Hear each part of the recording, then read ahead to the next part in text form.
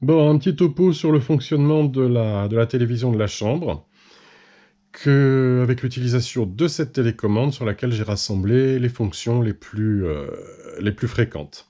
Donc on commence par allumer le décodeur avec ce bouton-là, la télévision avec ce bouton-là, et le home cinéma avec ce bouton-là. Voilà.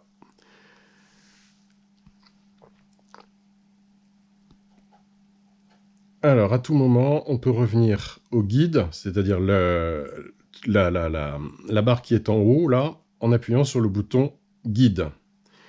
Quand on est là, en général, on se contente d'aller dans « Mes vidéos ».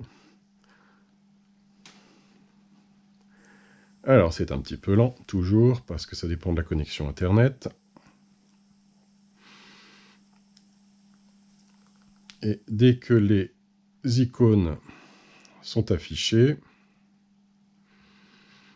on peut accéder à ce qu'il y a en dessous. Alors, les favoris, c'est pas tellement intéressant, ça sert plutôt pour les émissions qu'on enregistre et donc pour faire les enregistrements. Par contre, les enregistrements, ça donne accès au disque dur, donc on navigue avec les flèches et le hockey, aux enregistrements qui ont été enregistrés. Donc là, en se baladant un peu, on a accès à pas mal de films. En tout, il y a quand même actuellement donc 1 Tera moins 172 gigas. Bon, ça fait presque 800 gigas de films, donc il y a de quoi faire. Hein. On revient avec la touche Back. On patiente de nouveau, il faut reconnaître quand même que c'est pas très rapide.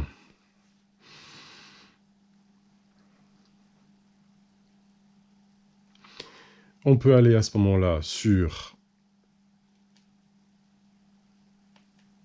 les programmations, mais ça ne présente pas un grand intérêt parce que ça permet juste de voir où on en est des programmations.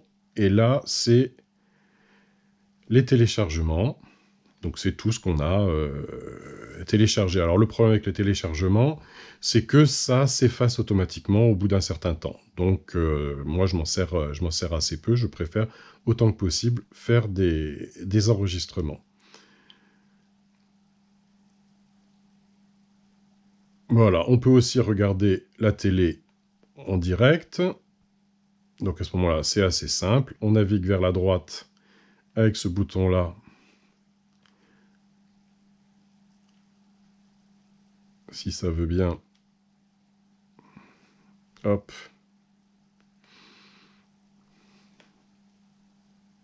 Et on appuie là et on va sur les chaînes qu'on peut regarder en direct. Moi, je le fais assez peu. Si on va ici, il y a un module de recherche qui permet de trouver des émissions qu'on peut soit regarder en direct, soit les télécharger. Alors le regarder en direct, c'est un petit peu compliqué parce que ça dépend de la connexion Internet. Donc moi, ce que j'utilise le plus, en fait, c'est les enregistrements. Et donc c'est là qu'on va voir à quoi servent les autres touches. Mettons par exemple qu'on regarde, mettons ça, super-héros malgré lui. Voilà. Donc là, en appuyant sur le bouton plus, on navigue de 30 secondes en 30 secondes. Évidemment, dans l'autre sens, c'est pareil. Ça permet de trouver le début du film. Voilà. Pour faire pause, on appuie sur AV. Je sais, ça ne correspond pas du tout, mais c'est pas grave. C'est le bouton de pause. Et pour régler le son, évidemment, là, j'ai fait quelque chose de rationnel. Et c'est bien le bouton moins et le bouton plus qui permettent de monter et descendre le son. Voilà, donc je crois que là, on a les fonctions les plus importantes. Quand on a fini, qu'on veut plus s'en servir, on éteint le décodeur. On n'oublie pas de décoder, d'éteindre aussi la télévision. Et le home cinéma. Alors pour le home cinéma, souvent, il faut faire un appui un peu long parce qu'il ne comprend pas toujours ce qu'on lui dit. Voilà, c'est tout pour l'instant.